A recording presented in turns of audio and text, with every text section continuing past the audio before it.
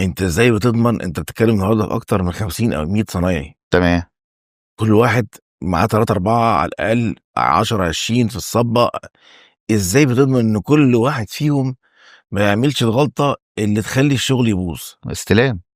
إحنا في لوحات المقاولين شغالين عليها، في مهندس بيبقى واقف في الموقع بيستلم منه، وبعد كده في مشرف في الآخر بتستلم من المهندس. لوحات يعني لايحة يعني؟ اللوحات يعني مثلًا إحنا دلوقتي شغالين في بند الخرسانات، إمم. في لوحات لوحات إنشائية، بيبقى فيها الحديد قد إيه الكَمَر مثلًا واستلام القواعد أو يعني ما فيش العمدان. اجتهاد ما ف أنت. ما فيش، لا، لأ، ما فيش حاجة اسمها اجتهاد أصلًا. إمم.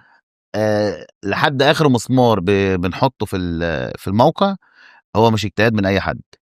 هو المسمار ده طوله 7 سنتي، 10 سنتي، هو محطوط عشان هو كده، هو لازم ينحط كده، وما فيش حد لازم يجوّد في الموضوع، هو لازم يكون كل حاجة معروفة، وبناءً على إن هو راجع لنا، وبناءً عليه بنبدأ نحط الخطة اللي بيمشي عليها المقاول أو الصنايعي.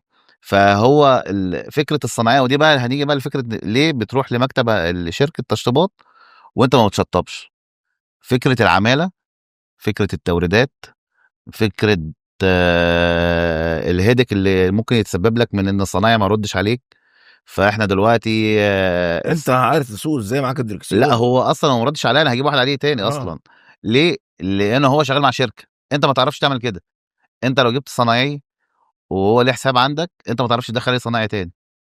مشكلة وقاعدة والصنايعي التاني خايف إن هو يحققه، وتدخل في حوار تاني والبند يقف. لأ، هو أصلًا متفق معايا على cost. الcost ده إحنا متفقين عليه لحد مرحلة معيّنة، بياخد هو الدفعات بتاعته. ما نفّذش الشغل بتاعه، هو بناءً عليه ما بنوقّف فلوسه.